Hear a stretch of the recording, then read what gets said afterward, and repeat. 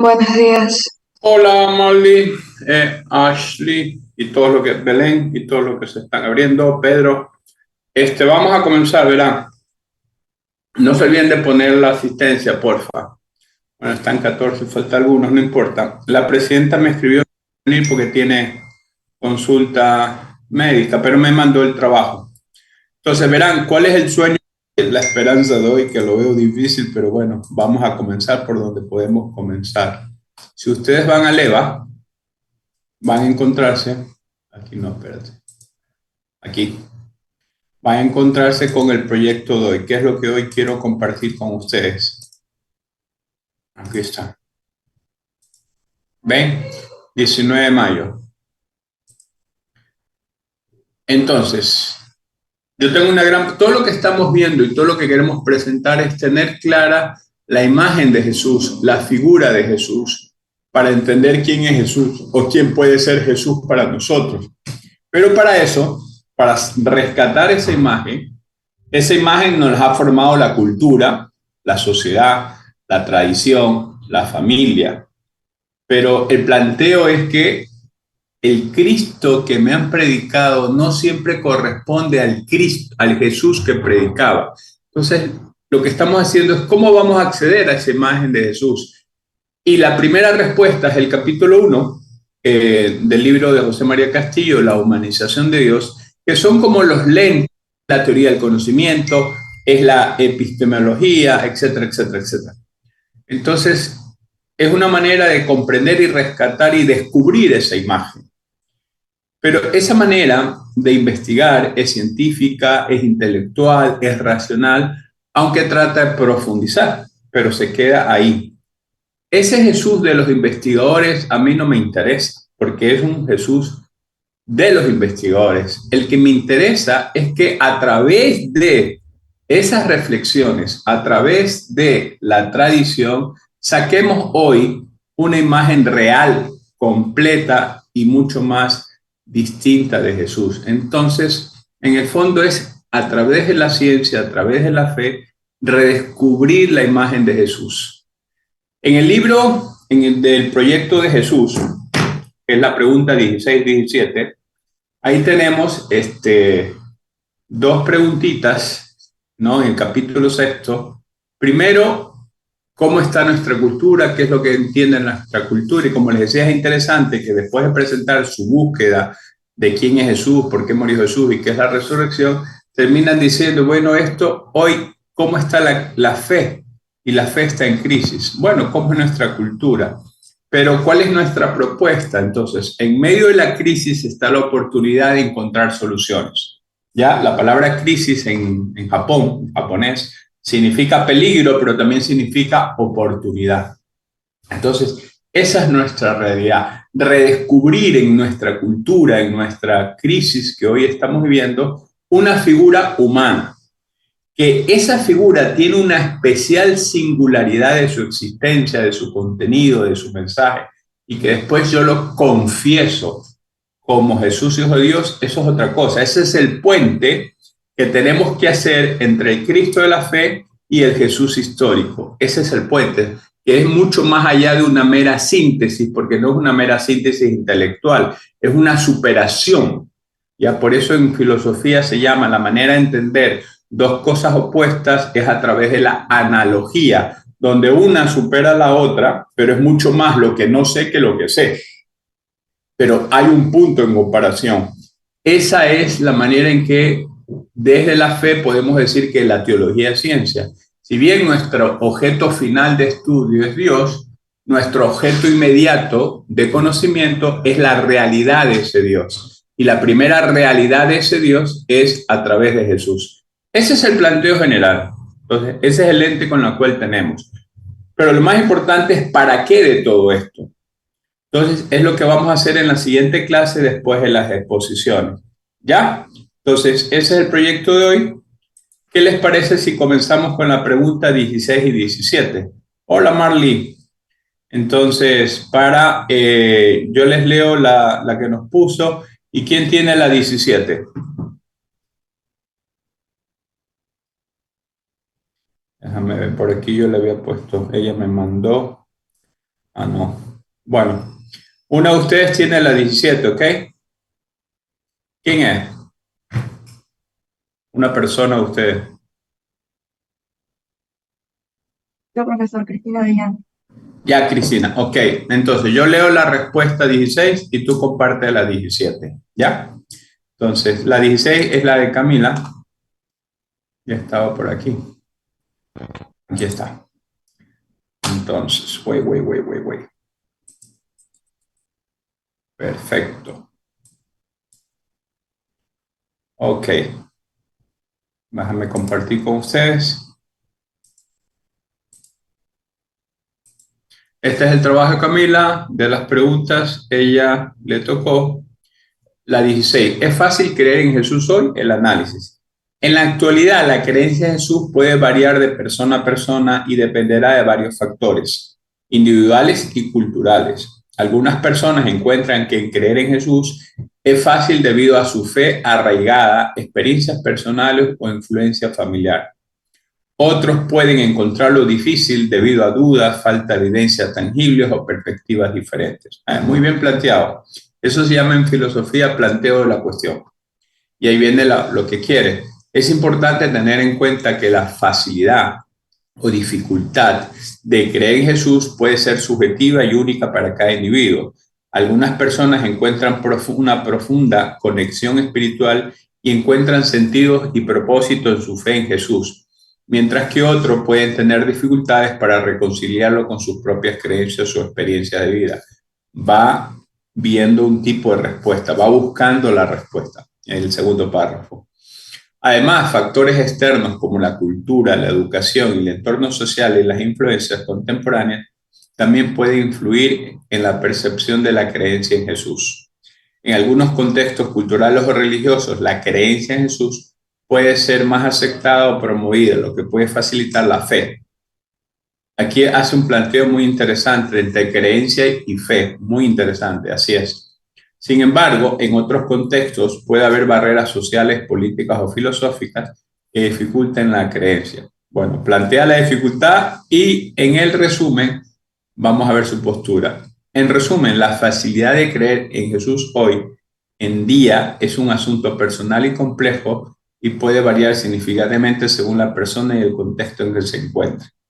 No nos da ninguna solución, pero, a ver, tampoco pone, a ver, me encanta la manera de cómo presentó el asunto y cómo intentó buscar una respuesta, pero la respuesta queda a nivel individual, es problema tuyo, o sea, es cuestión personal.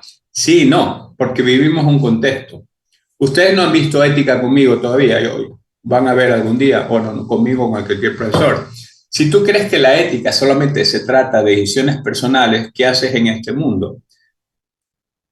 Si la ética no está unida a la política, y la política es convivir en sociedad, y la ética es tener tus propias decisiones, pero para convivir, entonces es imposible establecer nexos. En la fe, primero nosotros sabemos algo y creemos algo en Jesús, no por un mero contexto, sino por una comunidad afectiva de valores. La cultura está formada por valores, estilos de vida, creencias, manera de expresarse. Entonces, pero esa cultura es la comunidad la que me ha compartido los valores. Es mi familia la que me transmitió. Después yo tengo que tomar una decisión personal, pero en un contexto. Si solo dejo la cuestión personal y siempre va a ser una cuestión personal, pues no sé si yo vaya a encontrar solución. ¿Ok? ¿Y en qué me diferencio de los demás? Entonces, la fe en Cristo siempre pide una decisión.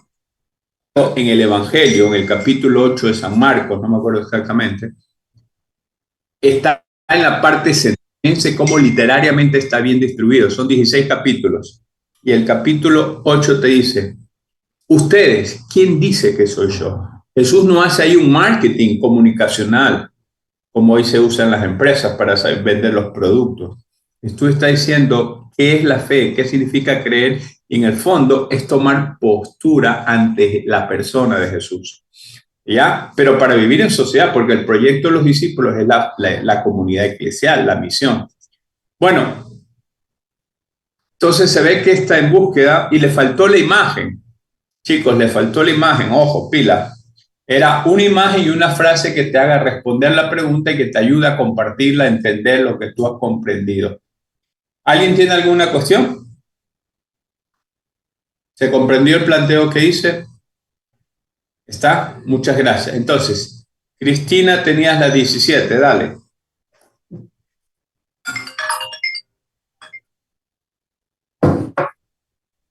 Puedes compartir pantalla.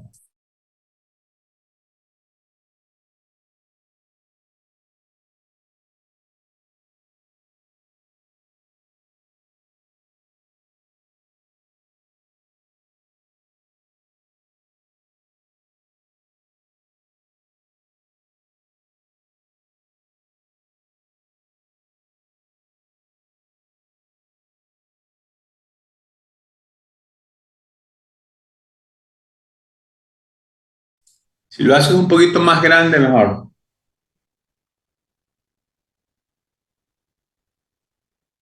Ok, dale.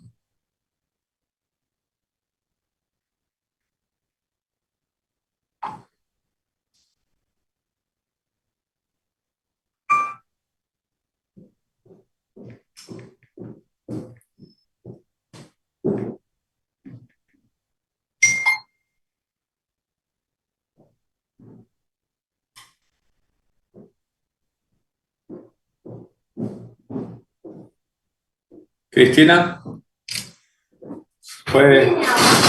Sí, mi amor, gracias.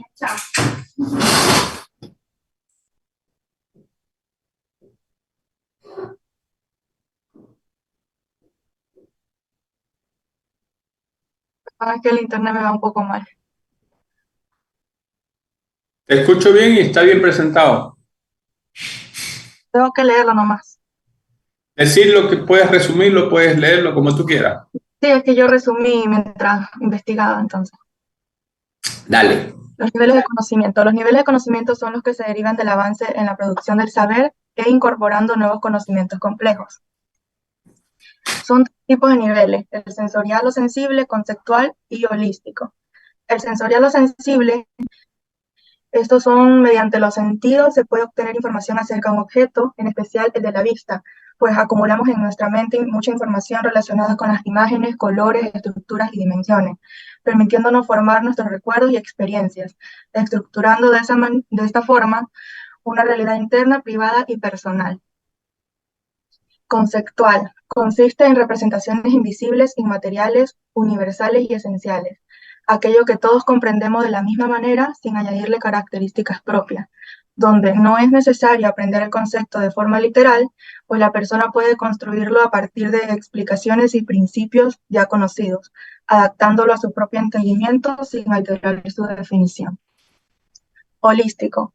Consiste en intuir un elemento, no tiene forma, estructura ni límites definidos con claridad, sino que se capta un objeto dentro de un amplio contexto como elemento de un todo. Este conocimiento no solo intenta captar todos los ángulos del objeto, sino que también observa cómo cada parte interactúa con las demás. Explícanos Esta el dibujo. imagen. ¿Cómo? Explica el dibujo. Ya. Esta imagen representa cada nivel que se va obteniendo, que a medida que avanzan se complementan el uno con el otro, pasando de un conocimiento básico a uno más avanzado. Son como pequeñas piezas de información que se acumulan en nuestra cabeza como rompecabezas y que son indispensables en nuestro saber. Muchas gracias. Puedes dejar de compartir. Está muy bien, yo no voy a discutir, sino que eh, está todo muy racionalmente comprendido y explicado. ¿Leíste bien el capítulo 6? O sea, yo no discuto, esos tres tipos de conocimientos se dan, es una manera de entenderlo, pero en el capítulo 6 nos daba tres tipos distintos. Uno sí está correcto.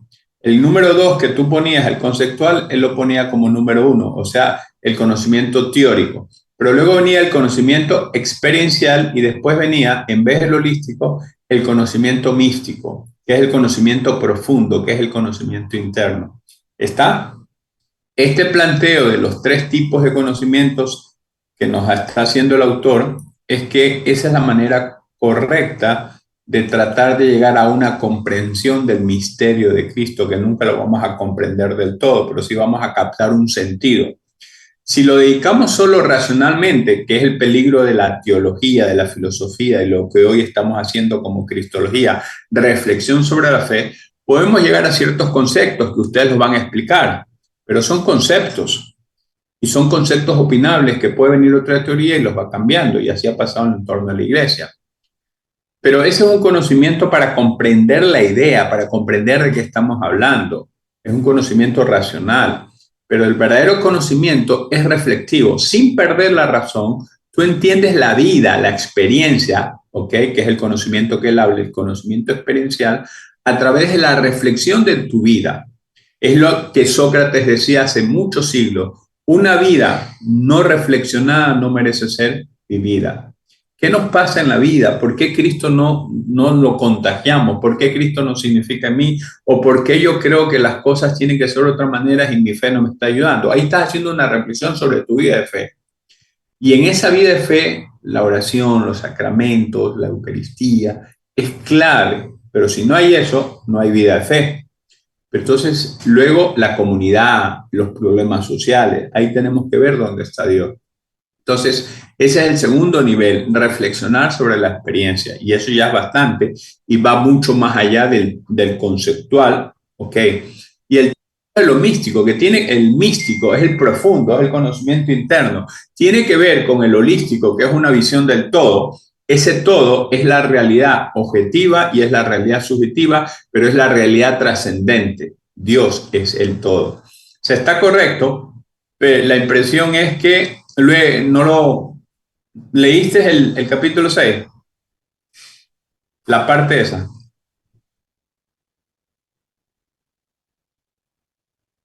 Cristina. No, no lo leí. Ah, entonces lo que hiciste fue investigar. Ya, por eso era importante para los demás en el libro. Tan tranquila, o sea, el asunto es que si logras, el dibujito que tienes en tu pantalla refleja para mí la situación de hoy. Ánimo, ya. Si me dices algo si haces un link entre lo que investigaste y lo que está el 6 y lo presentas el día del portafolio, tendrías 48. Si no, tendrías 40 ya, ¿ok? Bien, pero lo importante es que hiciste algo. Bien, vamos ahora a la pregunta del 1 al 15. La pregunta número 1, ¿quién la tiene? Hola, buenos días, Mariuxi Bermeo. Hola, Mariuxio. Adelante.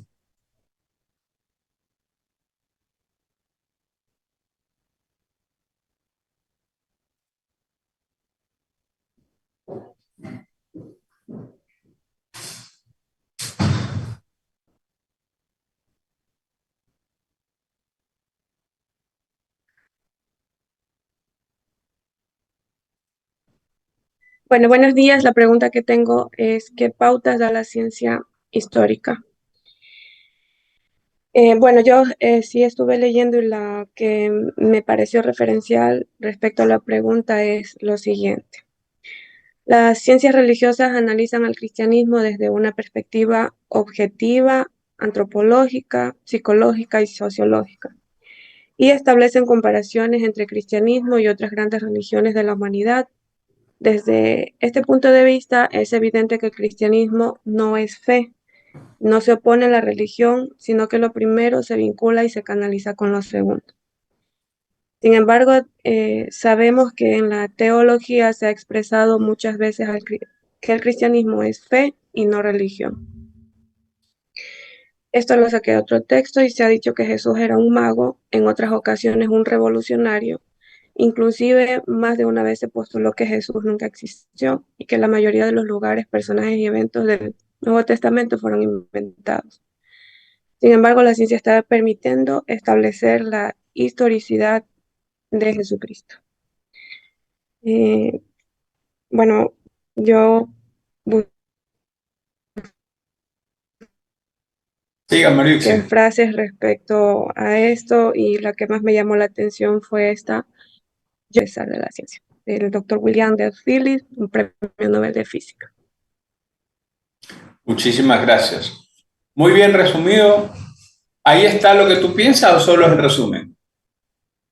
Entonces, desde donde dice, se ha dicho que Cristo era un mago, ese es un pequeño resumen. Lo de arriba es lo que yo consulté en el capítulo 6.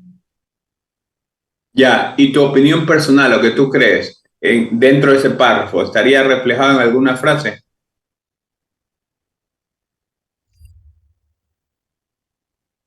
Eh,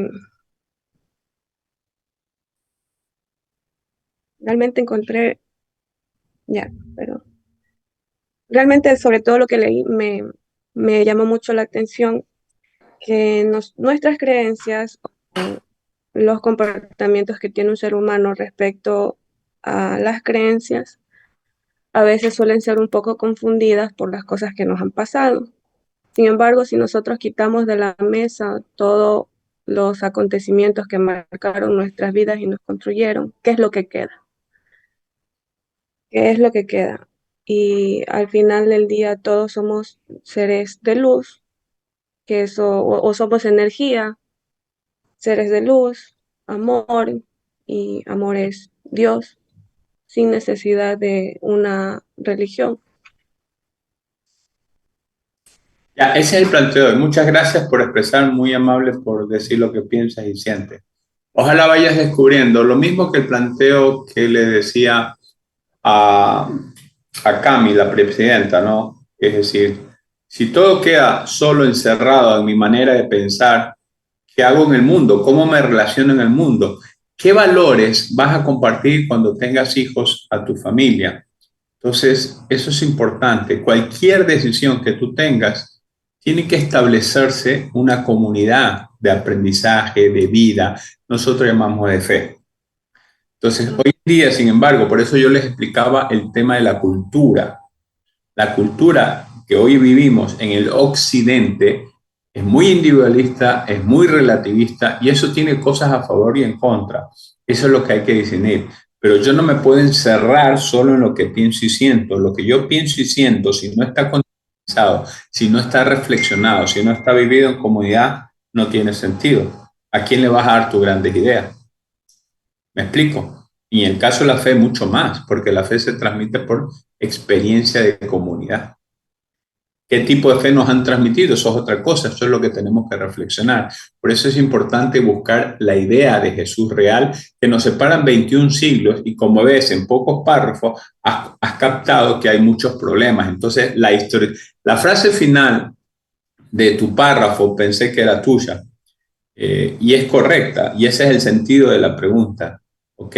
Hay pistas en donde nos están diciendo que la ciencia nos está ayudando a comprobar la historicidad de Jesucristo. Nosotros no estamos hablando de un mago, de una idea o un Dios sobrenatural.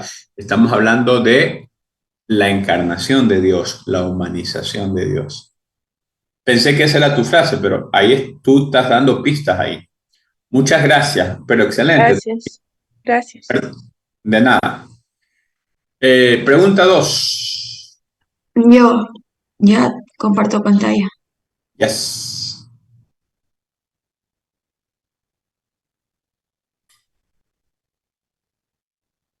¿Se puede ver?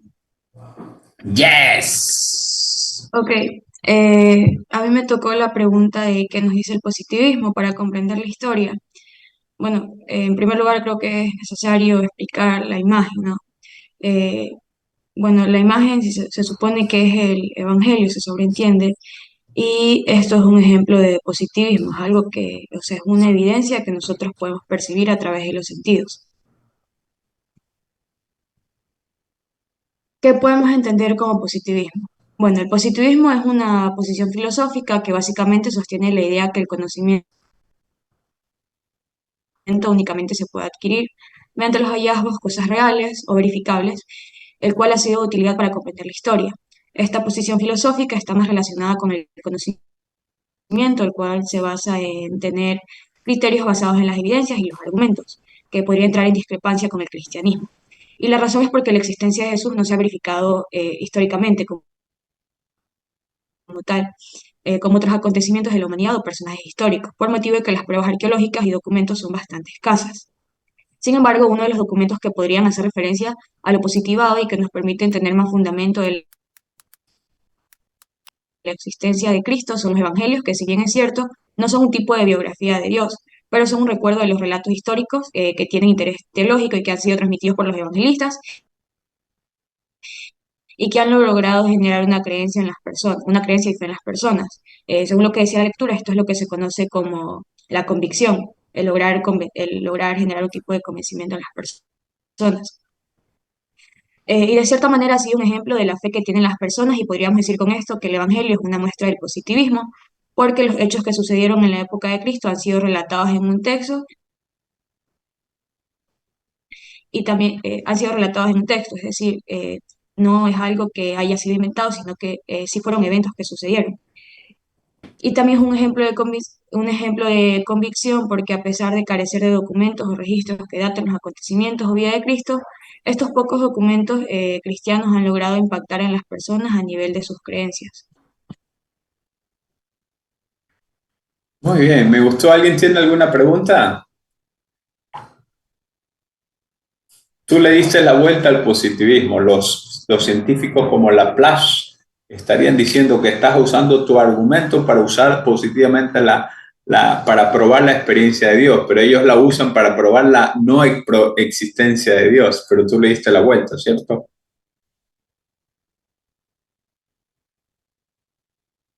¿Sí o no? ¿Estoy en lo O cierto? sea, es que yo entendí que, o sea, es que en la lectura entendí que directamente no decía nada sobre el positivismo, pero el positivismo es algo que nosotros podemos percibir y algo que es percibible para nosotros son los evangelios, decía. Pero pusiste muy bien, o sea, que no son, sin embargo, datos históricos totalmente fiables para una biografía, pero sí hay un testimonio. Por eso estoy diciendo, o sea, lo que hiciste es darle la vuelta al positivismo, usarlo para probar la existencia de Dios, ¿correcto? Por la imagen te lo dice todo, por eso, por algo comenzaste con esa imagen. Hay un filósofo que se llama Javier Zubiri, español, que él habla de la aprobación física de Dios. Dios es tan real como tomarte un helado. Esa es nuestra experiencia de Dios, no nuestra ciencia de Dios. Son dos niveles de conocimiento distintos. Sí dice en el libro, sobre todo cuando te habla en el espejismo de Dios, la ciencia positiva llega al máximo que solo se puede conocer lo verificable. Entonces acuérdense de eso. Cuando yo les explicaba el libro, ¿dónde está la experiencia del amor? ¿Dónde está la experiencia de lo que nos hace crecer, los valores, la gratuidad? ¿Ves? Por ponerte un ejemplo. Excelente, muchísimas gracias, te felicito. Muy bien. Número 3. ¿Quién tiene el 3? Y prepárase el 4, por favor, vamos ganando tiempo. ¿No está el 3?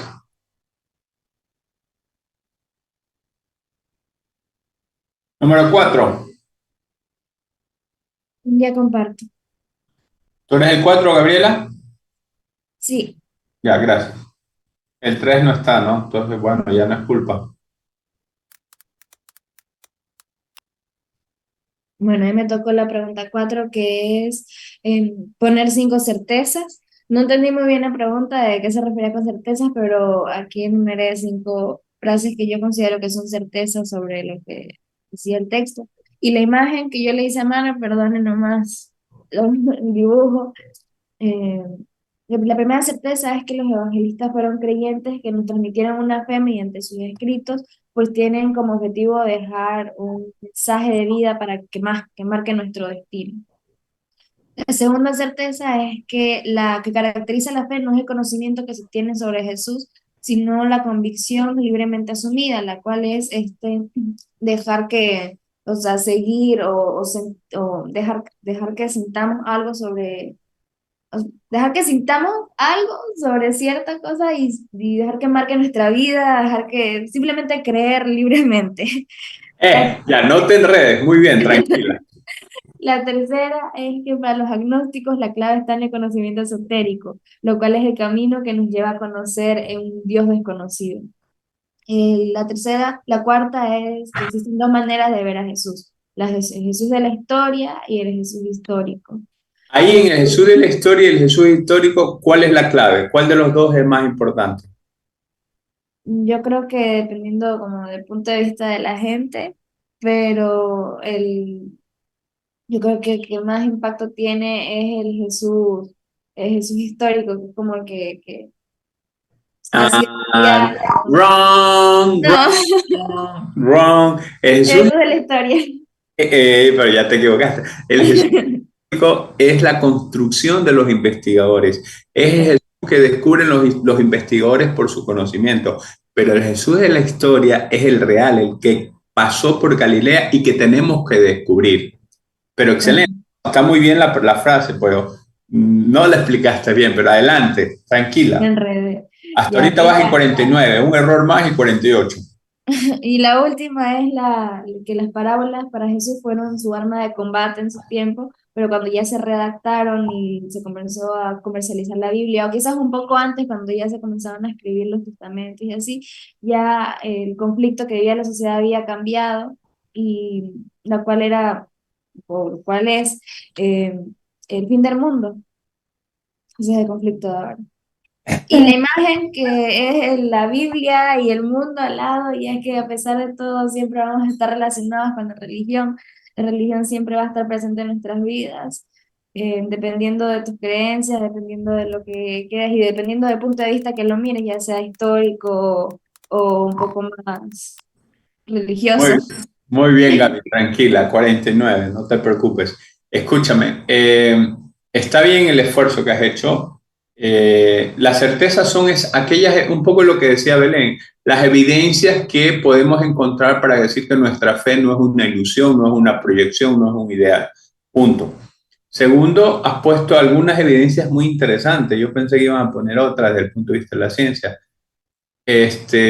Pero, por ejemplo, tú dices, y eso es lo que dicen los investigadores sobre Jesús, lo más importante que se ha encontrado es el lenguaje de Jesús, que es lo más llamativo, y por eso fue, además de un profeta, un maestro, ¿no? Porque no fue cualquier maestro, es un maestro de la vida, en donde él expresaba lo más profundo de forma narrativa que te hace pensar y te contagia. Esas son las parábolas. Las parábolas es el lenguaje de Jesús para expresar lo más profundo. Otra manera de expresar eso, pero que cada vez no se entiende, es el lenguaje mítico. Y la Biblia tiene mitos, el mito del paraíso, el mito del infierno, el mito del cielo. Pero son lenguajes para expresar una realidad que no sabemos captar por el conocimiento racional. Por eso Jesús dijo, no, no vamos por el mito, vamos por el lenguaje, que son parábolas, relatos de la vida cotidiana, relatos de la vida social, del campesino, del mar, de la naturaleza, que te hacen ver en profundidad. ¿Está? Entonces, ese es el lenguaje religioso, el lenguaje de Dios. No usa el conceptual. Entonces, muy interesante, eso es una certeza, porque las certezas no se cierran en definiciones, sino en convicciones. Muy bien, me encantó. Pero por no pelear bien, explicar bien el Jesús histórico de la historia, 49. Pero bien, excelente, el 5.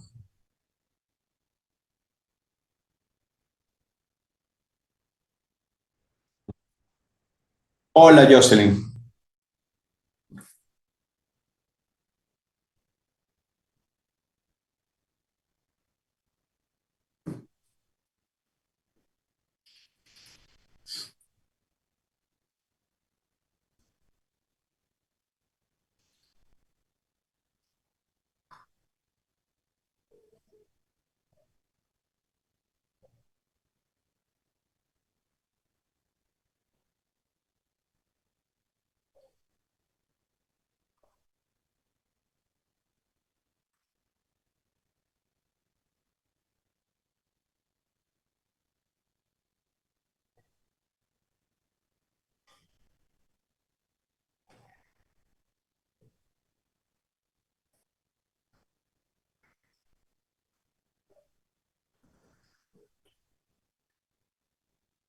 gnósticos, el gnosticismo, el puro conocimiento esotérico.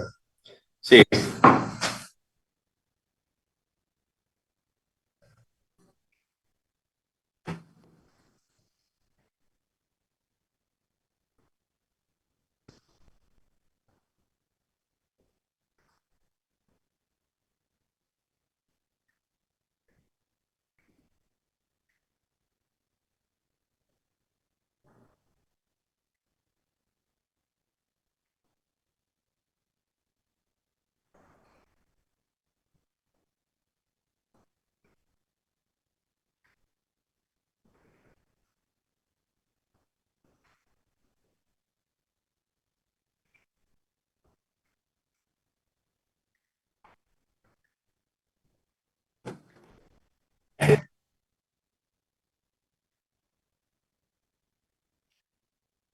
Ok, entonces, a ver, tú has hecho una buena síntesis, tranquila, Yosin. Es decir, ¿qué dificultad tú tienes para buscar la fuente de Jesús?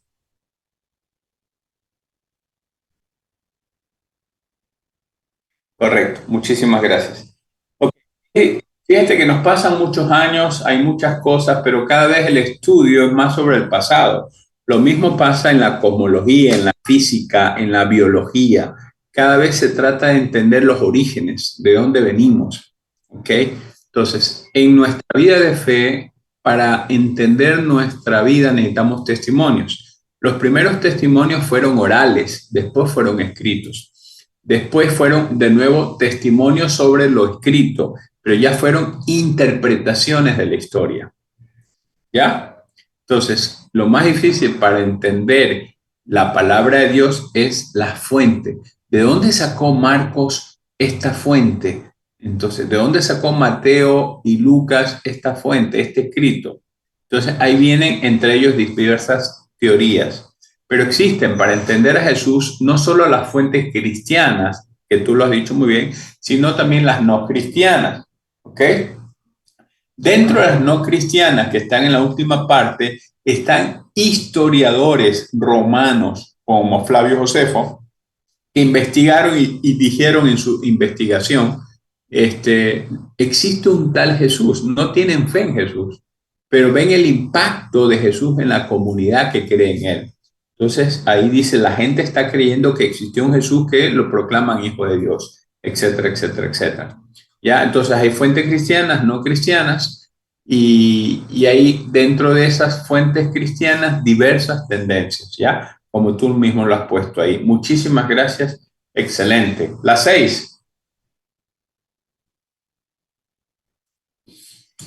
¿Quién tiene la 6? Prepárese la 7, porfa.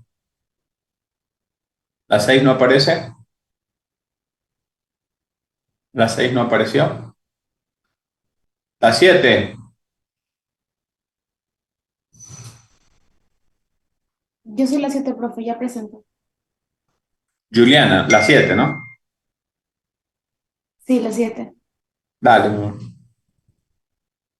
Excelente, vamos bien.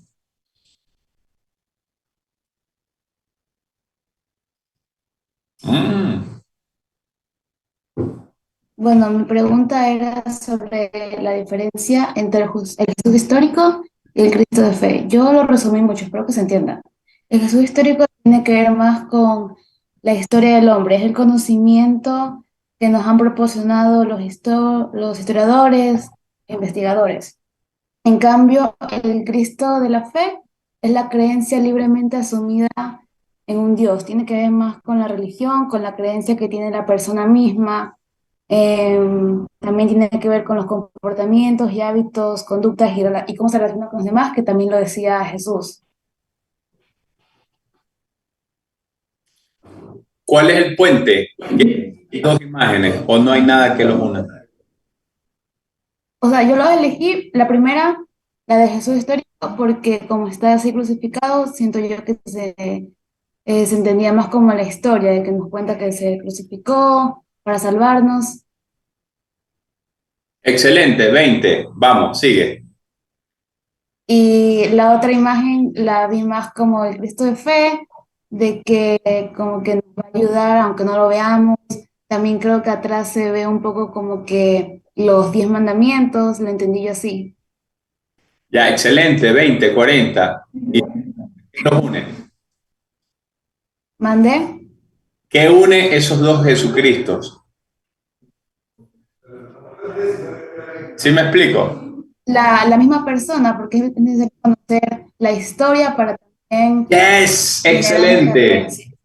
Te salvaste, 50-50. Excelente, faltaba el puente. Estamos hablando de la historia de una persona que la comprendemos de dos maneras distintas. La historia de Cristo resucitado, el Cristo de la fe y la historia del Jesús histórico.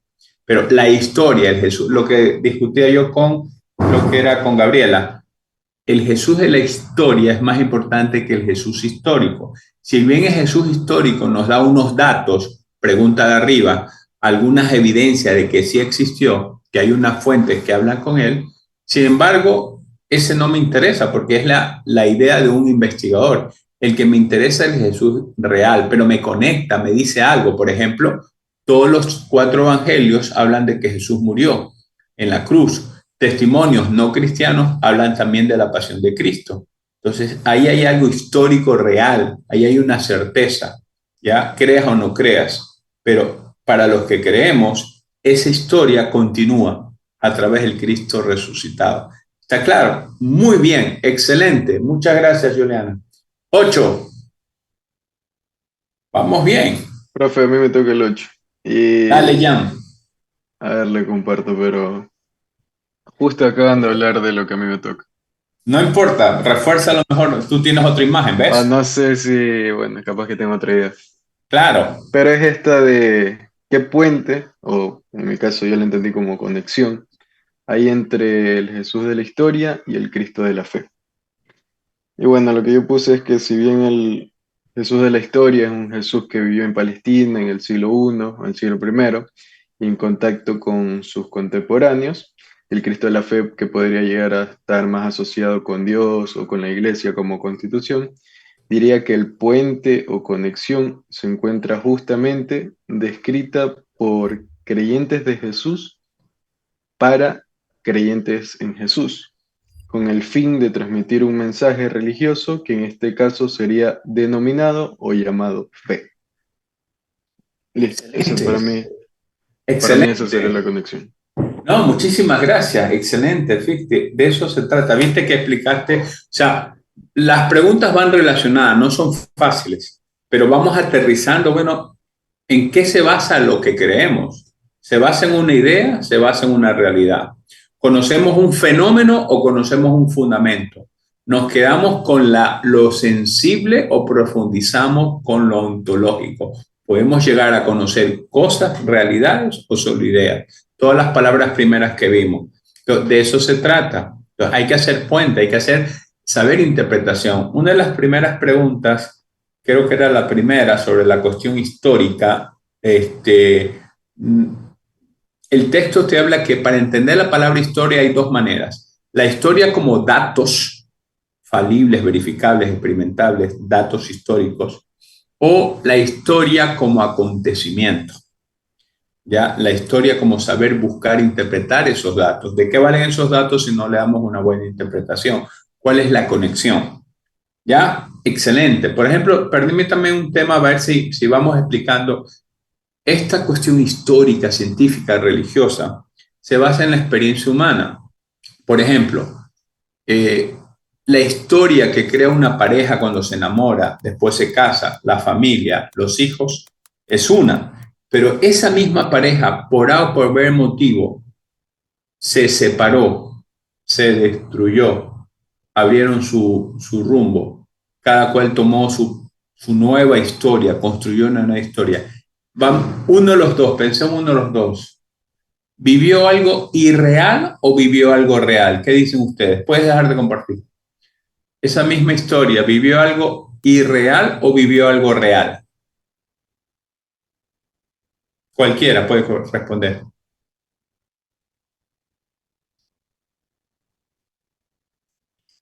Esa gente que se separó y destruyó un proyecto de vida, de familia, lo que sea, ¿vivió algo irreal o vivió algo real? Any comments? ¿Algún comentario? Irreal, quizás. ¿Irreal o real? No digo, irreal.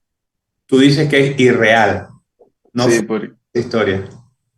¿Por qué? no, porque es algo que nunca pasó. Tuvieron 2 hijos, pasó, Pero a, vinieron del Espíritu Santo, pero a futuro, los siguientes, o sea, claro, se terminó, pero ¿y qué pasó después? una nueva historia. Pero es Pero algo que nunca pasó. nada, ¿fue real o irreal? Tú dices que es real. Jocelyn, que levantó la mano, ¿qué dice?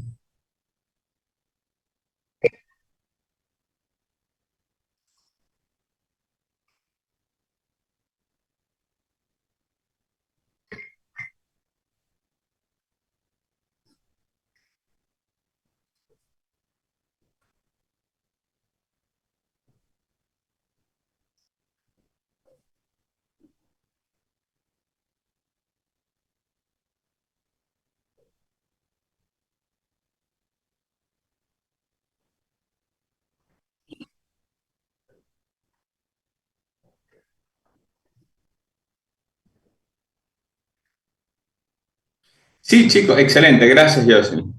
Y Jan, o sea, en la vida humana nosotros vamos construyendo nuestra historia, no es que ya la historia está hecha. Tú no sabes con quién te vas a casar. Tú eres soltero, me imagino que no hay ningún casado aquí, ¿no? A veces sí he tenido, pero hablemos de los dos que han hablado. Entonces, tú no sabes con quién te vas a casar. No sabes si será gordo, flaco, bello, feo, qué sé yo. Si vas a tener 1, 2, 3 hijos, por más que quieras planificar. Tú no sabes lo que va a pasar. Tú vas construyendo esta historia. Construiste una historia, por A o por B, se destruyó esa historia. A veces es muy crítica, a veces muy destructiva, pero otras veces no. Se crearon una falsa imágenes, vieron que no es así, y hay personas buenas que tienen que separarse. Yo no entiendo por qué, pero tienen que separarse. Está cuando me ha tocado acompañar.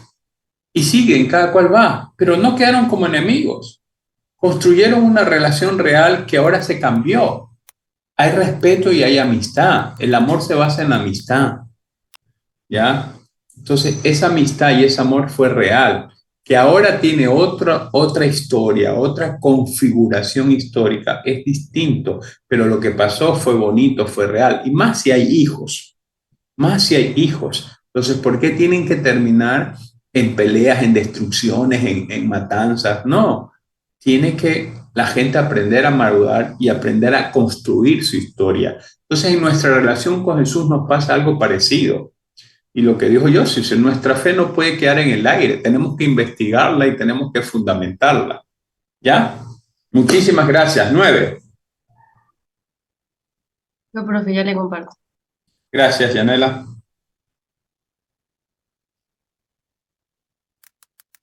Prepárese el 10, porfa.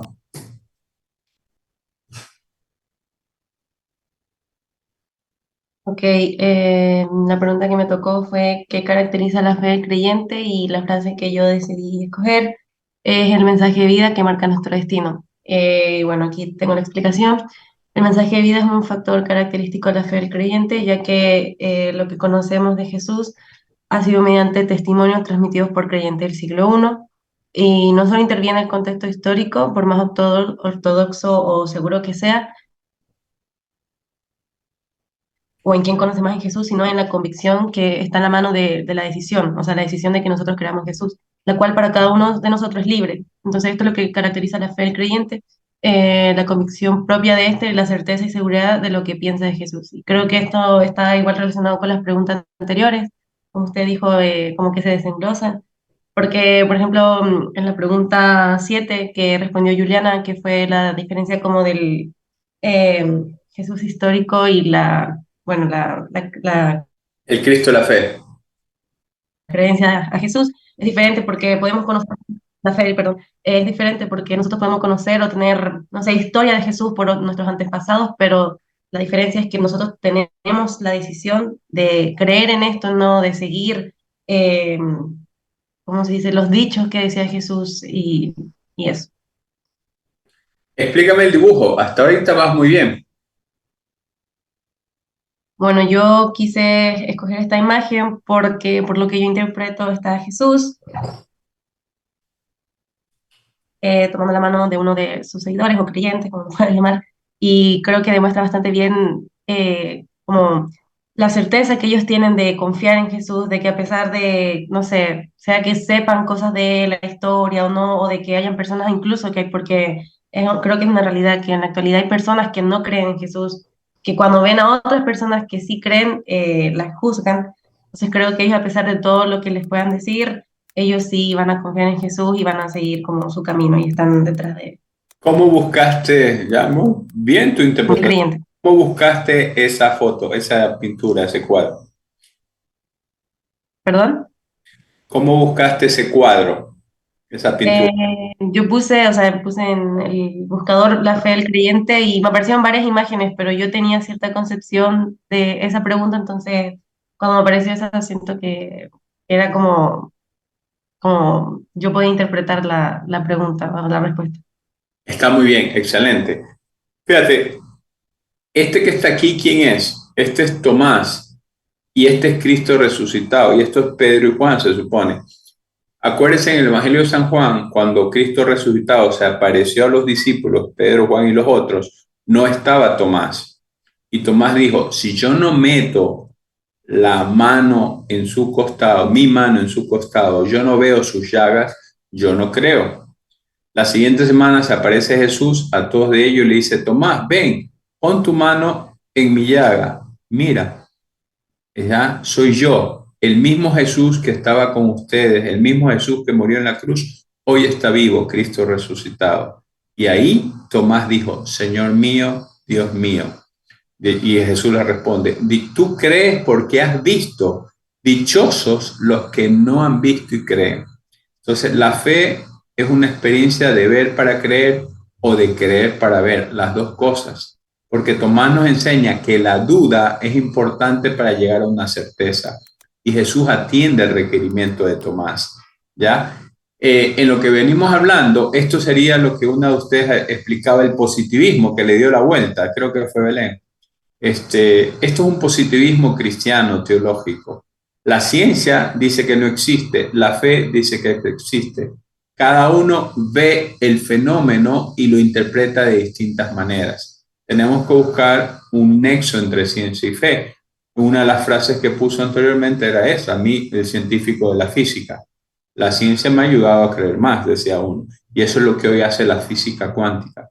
Muy lindo, perdona, pero me pusiste ahí un jonrón. Muchas gracias. El número 10. Y con eso terminamos y seguimos la otra, ¿ya? La otra semana, bueno, cuando nos toque, pues la otra semana es vacación, pero ya nos quedan solo 5 preguntas, ¿ya? Pues ya vimos la 16, 17. Y ahí entramos al siguiente tema, ¿ok? La pregunta 10, ¿quién la tiene? Profe, me escribió la compañera que tenía la pregunta, estaba conectada, pero dice que se le fue el ¿Cómo se llama? internet, poco, tal vez está desconectada. La 11, ¿alguien la tiene?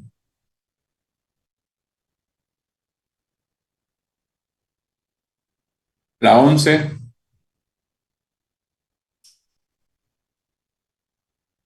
No apareció. La 12. Buenos días. Hola, hola, Marley. Adelante, tú tienes la 12. Sí. Ok. Answer the question.